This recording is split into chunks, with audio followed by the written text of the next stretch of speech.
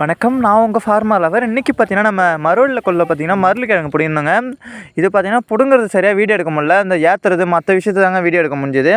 ஏன்னா அந்த ஆளுங்க அதிகமாக இல்லாதனால பார்த்தீங்கன்னா நம்ம இங்கே இருந்துட்டோம்.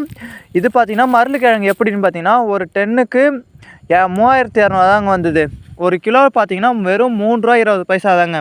ஏன்னா நம்மள்ட்ட பாயிண்ட்டு பார்த்தீங்கன்னா கம்மியாகவும் வந்தது. அது இல்லாமல் பாயிண்ட் இந்த வருஷம் ரொம்ப ரேட்டு கம்மிங்க. போன வருஷம் ₹460 விற்றுது.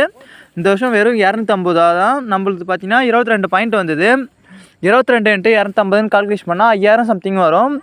அதில் பார்த்தீங்கன்னா 1600 அவங்க கழிச்சுப்பாங்க. ஏன்னா லாரி வாடகை ஒரு டென்னுக்கு 1000 ஆள் கூலி 600 கழிச்சுப்பாங்க.